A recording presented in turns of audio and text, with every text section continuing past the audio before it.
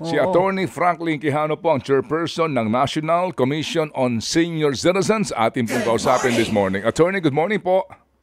Good morning po, Sir Ted, at good morning, DJ Chacha. Apo, higit sa lahat po muna ng katanungan, bakit po ba kailangan pa po, maliban sa ating senior citizen ID, kailangan pa ng booklet? Well, Sir Ted, nasa batas kasi. Ang sabi ng batas, nagbibigay ng discounts, but kasama sa requirement ay kung sa gamot, reseta, ID, at booklet. So, yan po yung the best explanation I can give. Kasi pati ako, siyempre, bakit pa may booklet? Halos ayaw ko rin may booklet. But from the practical looks of it, isang tanong, bakit ba gumawa ang batas ng ganong requirement? It's for recording. Una, dahil malalaman ng tindahan o parmasya ano ang binili mo, kailan mo binili, gaano kadami yung binili mo. Opo. So, basically po, ang booklet ay hindi po para sa ating mga restaurant, sa mga ino-order na mga pagkain, kung hindi para po sa groceries at sa gamot. Dalawa lang ho yun, attorney? Opo. Well, actually, yung groceries, may kasama pong, hindi lang groceries at yan.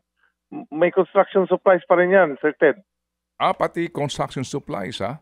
Opo. Ngayon ko lang napagtanto na meron palang... pero ang limitasyon, pareho lang po yung halaga? Opo, 5%.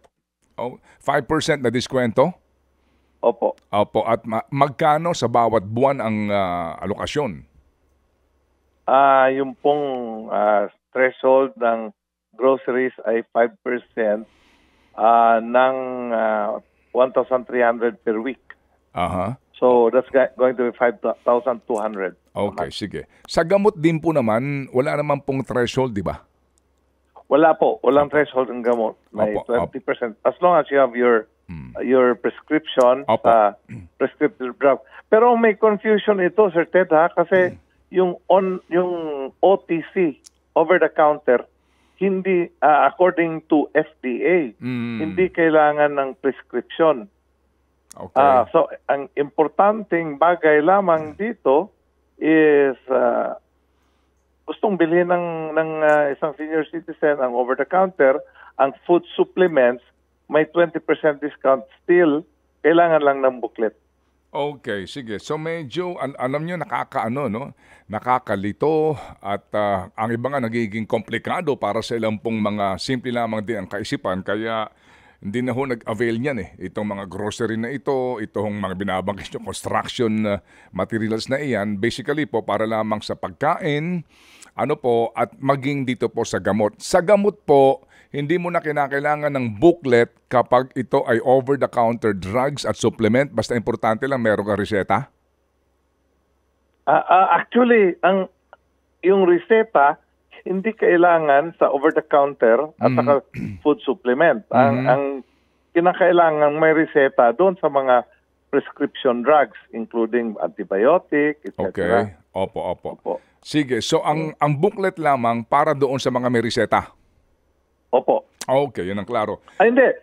Pati over-the-counter supplement. Yan yung nakikita kong reglamento nila. Okay, sige. So, ito nga po,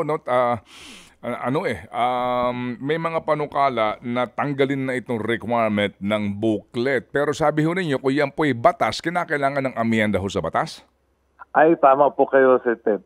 Kailangan po ng amyenda sa batas dahil requirement siya. And that's why, ang isa kong komentaryo dyan, napapanahon ng amyenda ng batas dahil if you talk about environment, maraming papel ang nagagamit sa booklet because there are 12 million senior citizens. And if you will have two booklets, one for groceries, the other for drugs, gamot,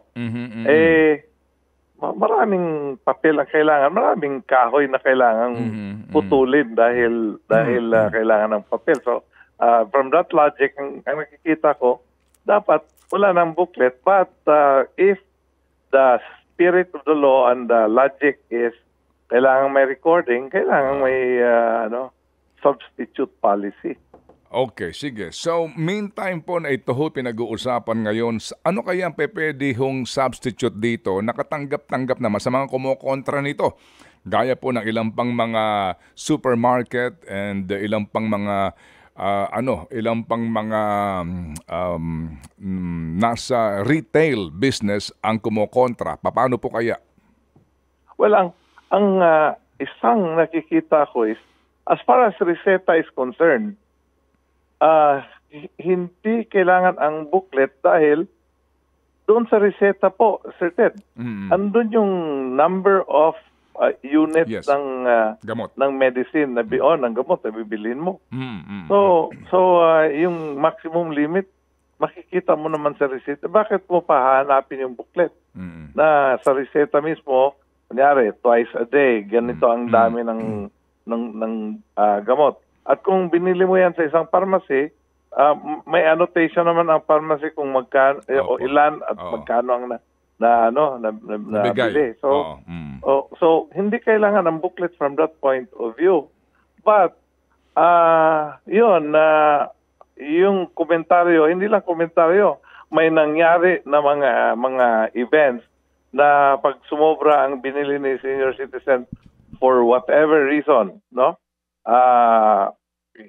Mukhang nagre-react naman ang isang establishment o isang pharmacy. Sige po, so kung sakasakali po ng kaninyo hindi na kinakailangan ng booklet sa mga may reseta ho ng mga gamot, paano kaya doon sa grocery ang sinasabi nila? Kasi ho, ito ay parang hindi abusuhin. Basically po, kaya may ganyan para hindi inaabuso, At kumbaga kung once a month ka lang may diskwento o sa iyong bibilhin lamang na merong hangganan, baka naman araw-araw ka na o maya ka na bumibili para sa ibang tao. Go ahead, sir. Yeah, ang pinag-usapan lalong-lalo na doon sa mga experts ng digitalization ay if you have a database available para sa senior citizens na bibili, hindi siya database in the sense na yung marunong ang senior citizen, kundi dapat marunong na ang lahat na pharmacy at lahat na groceries na kung may pinili, magre-refer yan sa isang common database at doon makikita kung sumobra ba ang binili kasi pag sumobra, hindi ka mabibigyan. Pero so ang tamang quantity lang na ibibigay sa iyo. Based on ano ang binigyan ng batas. Sir, di ba mawalang galang lang, yung sinasabi po ninyo na magkakaroon ng database, sa isang bansa ho na interconnected na ang napakarami. Tama po. Tama po. Hindi nga mabigay yung national ID natin ultimo nga LTO hindi ho interconnected ngayon di ba? Sa ultimo MMDA. Opo, ito ho dito po sa realidad na nangyayari ho sa ating bansa na hindi pa ho nga tayo wala pa tayo sa level na iyon. Paano po kaya ito kung magpapanukala nga na yun ang solusyon sa mga booklet na ito? Will that really happen o maghihintay tayo sa panahon na lubos na po ang paggamit natin sa teknolohiya sa usapin po ng datos? Well, sa tingin ko naman, Sir Ted, hindi mahirap if the government will act as one. Sa isang interview na narinig ko kay Yusek Dave Almirol, medyo confident naman siya na all the things can be integrated in so short a period. In fact, ang DICT, hawak na niya yung PSA. Sana po ma-integrate na lahat ang data kasi nasa kamay naman ang pamahalaan ng lahat na data Kailangan lang talaga i-observe yung data privacy. Okay. But yung data sharing naman, i-encourage sa lahat na sangay ng pamahalaan. But this time, I think ang kahirapan, Sir Ted, is not with the people. It's with government putting its act together. Sige, kasi yan, para maging matagumpay yan at wala ng reklamo, lahat ng maliliit ho ng mga groceries, maliban dito sa mga malalaki, dapat meron ding connection na sa database ng senior citizen, ano, sa lahat. Kapag kumbaga si Lolo Juan de la Cruz pa nagpunta ho sa grocery A, oo, and the same day sa grocery B pupunta, sabihin, Lolo, galing na po kayo doon, tapos na po kayo, Opo. nakuha nyo na po, di ba? Ganun yun eh. Yun po ang Tama purpose po. nun. Tama po yung sinabi mo, Sir Ted. At saka, hindi lang talagang whole of government kasi si BIR dapat Oo.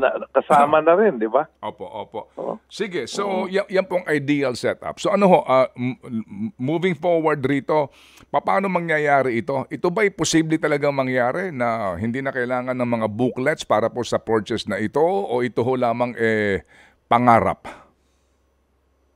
Ay nako, Sir Ted. Mahirap ito na pangarap. Ngunit sa tingin ko, posible talaga to eh. Okay. In fact, in my case nga nakakalimutan ko ang booklet ko kasi nagbabiyaya ako. Minsan gusto mong bumili, wala kang Yes. maging basihan. So, Yes, sir. kailangan talagang dalhin ang booklet and it's very difficult kasi notebook siya eh. Opo. So mahirap mahirap na requirement. Kaya dapat lang wala na talagang booklet. Sige po. So sir, sa ngayon, hanggat hindi na amyendahan ng batas, may katwiran ang lahat ng mga tumututol dito ng mga supermarkets association, mga retail association, dahil nga, because that's the law, right? Yes, it's really amending the law that is necessary. Okay, sige po. Will you, paano po yan?